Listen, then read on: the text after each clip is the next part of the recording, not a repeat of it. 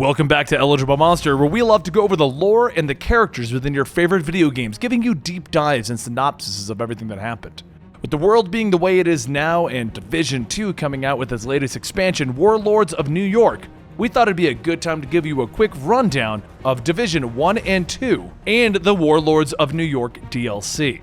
Keep in mind, everything in this game is created for this game, and while some of it may look like events happening in the real world right now, it's not telling any story of the real world. So, let's begin the story of Division 1. It all began in 2015. Large groups of holiday shoppers flooded out into the early morning hours of Black Friday. Deals were found and money changed hands, and this is how it started. The virus was planted on the money, spreading like wildfire. People quickly began to get sick, but the symptoms were mild and the hospitals wrote it off as nothing more than swine flu. That's when the people began to die. The government moved to stop the infection, but they couldn't move quick enough and things only began to spiral faster. As the dollar flu began to spread, whole cities were shut down, placed into quarantine. Local law enforcement tried to maintain order within New York City, but they were woefully unprepared for the task. The Joint Task Force was established, a combined task force that was made up of the National Guard, law enforcement, and the CDC. The infected were quarantined, hoping to stop the spread of infection, and martial law was declared with the aid of the PMC group, the Last Man Battalion. But the virus continued to spread, decimating the workers of the JTF. What remained of the city descended into anarchy. The New York map was cut up, whole sections of the city controlled by roving gangs of crazed militia. As the prison guards of Rikers Island became infected, the remaining prisoner population broke free, arming themselves with riot gear and taking control of the southern part of the city. Sanitation workers, having continued to work to stop the spread of the disease, were losing their families in the process, and they took control of the Northeast. Driven mad, they planned to stop the disease the only way that they believe they can: with fire. The JTF and the LMB split, each taking control of their own parts of the city. But before the complete break of social order, the government had no choice but to activate agents that were placed around the country. The Strategic Homeland Division were assigned to assist in restoring order and maintaining peace if economic and social order were to dissolve. When the situation became too dangerous, the first group of division agents were abandoned by the JTF, left to fend for themselves in the city that was quickly descending into chaos. Newly activated agents arrive in Brooklyn, and quickly they board a jet, planning to head into the quarantine zone. The bird is shot down, killing most of the agents, including the commander. The remaining agents head into the city in a poorly armed news chopper, and quickly they establish a base of operations within the James A. Farley Post Office building. Springboarding from this base, the agents move throughout the city, aiding the remaining citizens and rescuing the personnel. As the base is built up with housing and protecting survivors, the division agents combat against the likes of the rioters, the Rikers, and the cleaners. Eventually, the agents recover a sample of the virus, discovering that it was modified by the biologist, Dr. Gordon Emhurst. While fighting to retake control of the city, division agents discover evidence that former agent Aaron Keener went rogue, killing fellow agents. And after being abandoned by the JTF during the first wave, Keener and his men allied themselves with the LMB. The agents receive a transmission from a virologist named Vitaly Chakerniko, who tells them that he has knowledge of the virus. But before he can be rescued from the Russian consulate, he's captured by Keener and the LMB.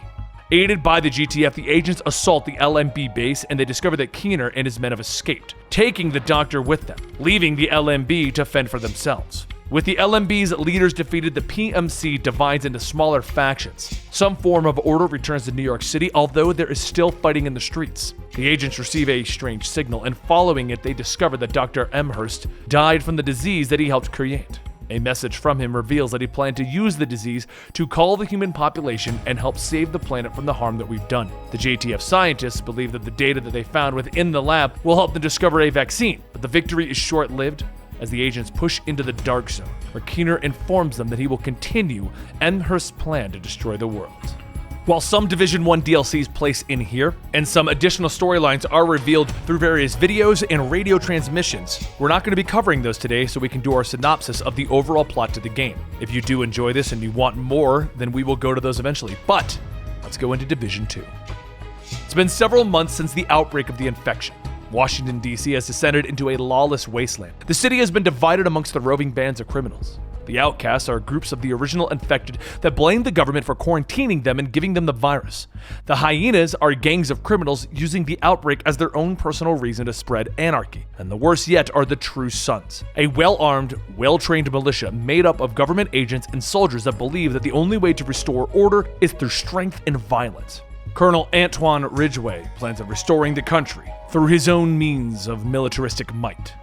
In a remote settlement, division agents defend civilians from roving attacks, and when a distress signal from Washington is sent, they arrive in the city, and the agent that the player is in time to aid the defense of the White House, the base of operations for the GTF remaining in the city. Fending off the attacking hyenas, the agent enters the White House and meets the division commander there. He learns of the factions within the city and that the acting president is still missing, or KIA, after Air Force One went down over Capitol Hill. When intel comes in that not only is it possible that they have a cure for the green virus, but that the president might be alive, the new agents are sent in, moving throughout the city, fending off criminals while protecting the innocents. The agent eventually finds the president, and they rescue him from the hyenas. The president informs them that a cure does exist, but it can only be accessed using a briefcase that is in the control of the True Sons.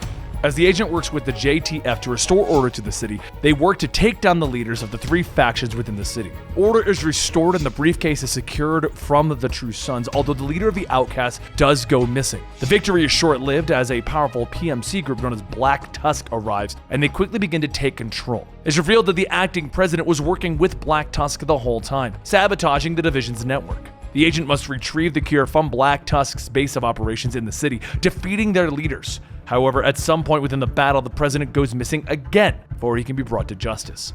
With DC returning to some semblance of order, intel then arrives that the leader of the outcasts has established a new base in the Manning National Zoo, trying to rebuild her forces. Division agents are sent in once again, taking out the new outcast forces and killing Emmeline Shaw, their leader. Intel then reports that Black Tusk operators have taken over Camp White Oaks and the former President Ellis is at the site. Division agents in the JTF assault the new base, fighting against the PMC forces, and while they are victorious, President does manage to escape once again, almost like a big super villain.